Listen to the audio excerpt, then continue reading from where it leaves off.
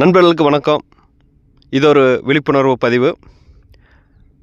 கொஞ்சம் பேர் பார்த்தாச்சுன்னா இன்ஸ்டாகிராமு, ஃபேஸ்புக்கில் யாருன்னு அடையாளம் தெரியாதவங்க கூட நட்பாக பழகுவாங்க. அப்புறம் அது காதலாக மாறு. உடனே ஒரு பக்கம் நம்ம சந்திக்கலாம் வான்னு கூப்பிடுவாங்க. தயவுசெய்து அப்படி பழகி போயிடாதீங்க. போனால் உங்களோட உயிருக்கும் உடைமைகளுக்கும் ஆபத்து அதிகமாக இருக்குது. அப்படிப்பட்ட ஒரு முக்கியமான செய்தியை தான் நம்ம பார்க்க போகிறோம். பத்தனம்திட்டா பகுதியை சேர்ந்தவங்க ரஷ்மி, வயசு 23.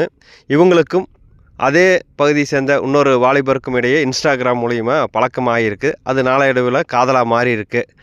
இந்த நிலையில் ரஷ்மி அந்த வாலிபரை வீட்டுக்கு வாங்க, நம்ம நேரில் பார்த்து பேசலாம் அப்படின்னு மாதிரி கூப்பிட்ருக்காங்க. இதை நம்பி அந்த வாலிபரும் ஆசையோடு ரஷ்மியோட வீட்டுக்கு போயிருக்காங்க. 2 பேர் கொஞ்சம் சந்தோஷமாக பேசிகிட்டு இருக்கும்போது ரஷ்மியோட புருஷன் ஜெயேஷ் திடீர்னு உள்ளே வந்துக்கிறாரு. இன்னும் 2 பேர் கொஞ்சம் குழாவிட்டு இருக்கிறீங்கன்னு வந்துட்டு அந்த வாலிபரை பிடிச்சி அடிச்சுக்கிறாப்புல. அப்புறம் கூட ரஷ்மி சேர்ந்துட்டாங்க. சரி, அவன் கையில் இருந்த பணம், அவனோட செல்ஃபோனு எல்லாத்தையும் பிடுங்கிட்டு அவனோட அந்தரங்க பகுதியில் ஸ்டாப்லர் பின்னை வச்சு அடிச்சுக்கிறாங்க. அதுபோக அவனை அடித்து துரத்தி வைக்கிறாங்க.